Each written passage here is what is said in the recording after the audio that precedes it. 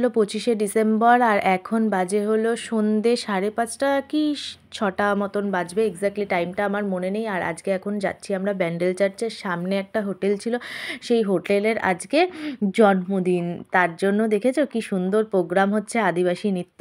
যাই হোক, এই সমস্ত নৃত্যপিত্য বাদ দিয়ে আমরা এখন যাচ্ছি চার্চের ভেতর যদি ঢুকতে দেয়। আমরা একদমই জানতাম না যে 25শে ডিসেম্বর আর 1 তারিখ কিন্তু ব্যান্ডেল চার্চে ঢুকতে দেওয়া হয় না। তুমি বাইরে থেকে যত খুশি সেলফি তুলতে পারবে, যত খুশি ভিডিও করতে পারবে, শুধুমাত্র ওদের ধর্মের লোকেরাই এই দিন অ্যালাউ, আর বাদবাকি কেউ না। সেদিনকে অ্যালাউ করে না। দেখতেই পাচ্ছ গেটের সামনেটা প্রচুর ভিড় হয়েছিল, প্রচুর ভিড়। আমি তো চিকুকে নিয়ে হিমশিম খাচ্ছিলাম। যাই হোক, আমি একটুখানি ওই গেটের ভেতর দিয়ে মোবাইলটা গলিয়ে যেটুখানি ভিডিও করা সম্ভব সেটুখানি করেছি। আর দেখো কি সুন্দর সাজিয়েছে, যিশুর জন্ম হচ্ছে, পাহাড় বানিয়েছে, এই বানিয়েছে, ভীষণ সুন্দর লাগছিল।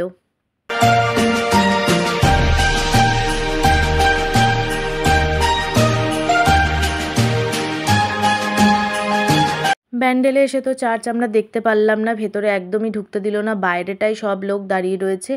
আর এতদূর যখন এসেছি চার্চ দেখতে পেলাম না। সামনে একটা চার্চ আছে যেটা হলো চন্দননগর চার্চ, আমরা এখন সেখানে যাচ্ছি। সেখানে যদি ঢুকতে দেয় তাহলে একটুখানি আমরা চার্চে কি হয় আজকের দিনে সেটা আমরা নিজেরাও দেখতে পাবো আর তোমাদেরকেও আমরা দেখাতে পারবো। তো দেখতে পাচ্ছ দলে দলে লোক সব চার্চের দিকে এগোচ্ছে। আর এদিকে দেখো এদের নাচাগানা শেষ হয়ে গিয়েছে, এখন ওরা ফোন করছে, সেলফি তুলছে, মাদল বাজছিল খুব সুন্দর, সেগুলোও শেয়ার করতে পারিনি কারণ গান চলছিল, কপিরাইট চলে আসতো, এই কারণে সেগুলো আর শেয়ার করা হয়নি তোমাদের সঙ্গে।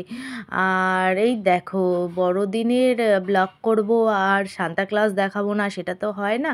আমার চিকু তো ছুটতে ছুটতে গেছে, সান্তা ক্লজ দেখেছি, সান্তা ক্লজ দেখেছি। সান্তা ক্লজ সমস্ত বাচ্চাদেরকে কিন্তু গিফট দিচ্ছিল, আমাদের মতো বড়দের গিফট দেয়নি। আমাদেরও ইচ্ছে হয় আমাদের যদি একটা লজেন্স হাতে দিত তাহলে খুবই ভালো হতো। যাই হোক, সান্তা ক্লজ তো আমাকে আর দিল না, আমি মনের দুঃখে একটুখানি ভিডিও ফটো তুলেই বাড়ি চলে আসতে হয়েছে।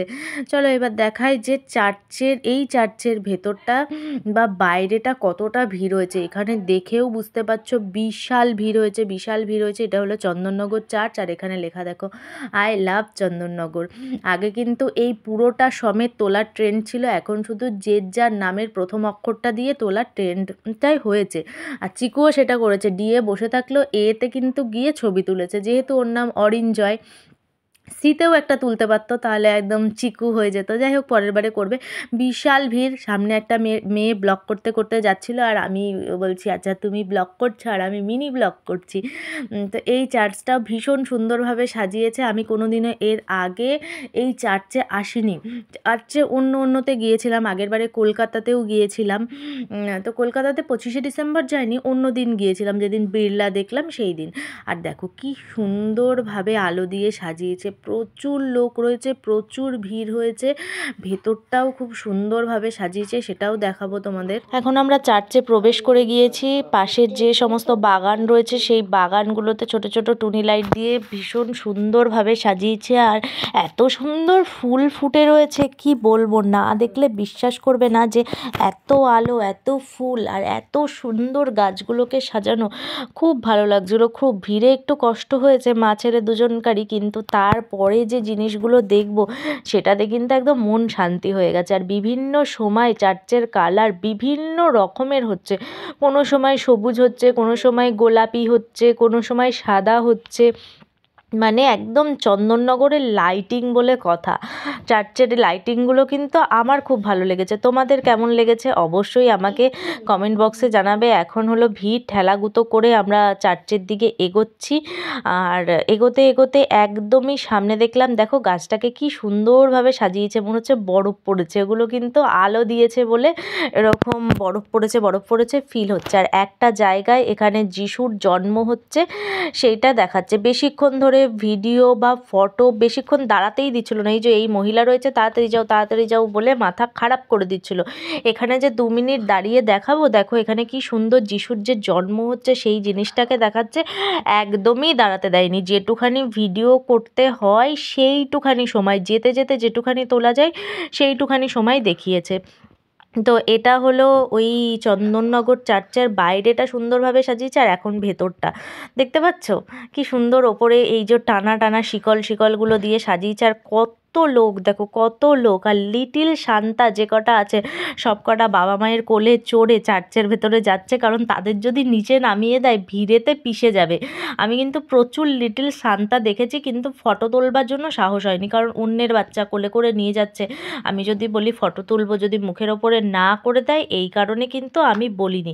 এখানে দেখো আমার তালমাতাল অবস্থা, কারণ আমাকে এদিক থেকে ঠেলছে, ওদিক থেকে ঠেলছে, কি যে হচ্ছিল কি বলবো তোমাকে। এখানে একটা হলো যিশুর ফটো দেয়া রয়েছে, আর একজন গ্যাস বেলুন নিয়ে গেছে, গ্যাস বেলুন দিয়েও বেশ ভাল লাগছিল, খুব সুন্দরভাবে সাজিয়েছে। আর চলো এবার আমি বক বক করবো না, একটুখানি তোমরা মিউজিক শুনতে শুনতে এই জায়গাটাটুকু দেখে নাও।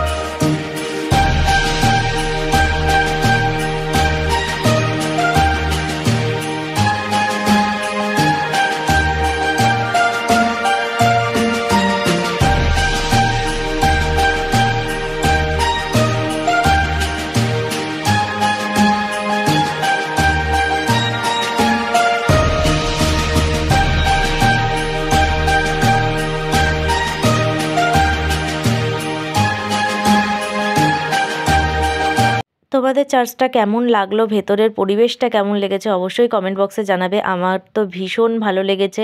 একদম ছোট্ট যীশু খ্রিস্টের জন্ম হচ্ছে সেইটা দেখাচ্ছে, তারপর উনি যে মারা গিয়েছে সেইটাকে মডেল আকারে দেখাচ্ছে। ভীষণ ভালো লেগেছে, ভীষণ ভালো লেগেছে। এইবারে হলো বাড়ি ফেরার পালা। আর এটা হলো কোন জায়গা চিনতে পারছো? এটা হলো চন্দননগর স্ট্যান্ডঘাট। যারা চন্দননগর থেকে আমার ভিডিও দেখছো তারা অবশ্যই এটা জানো, এটা চন্দননগর স্ট্যান্ডঘাট। আমি প্রায় দুবার মতো এই জায়গাটায় এসেছি। এটা নিয়ে থার্ড টাইম। ফরাসি আমলের স্ট্যান্ডঘাট, সব সময় লোকজন থাকে, সব সময় লোকজন থাকে। আজকের মিনি ব্লগটাকে আমি এখানেই এন্ড করে দেবো। আবার তোমাদের সঙ্গে দেখা হবে নেক্সট ব্লগে। ততক্ষণ তোমরা খুব ভালো থেকো, সুস্থ থেকো, হ্যাপি থেকো, সাবধানে থেকো।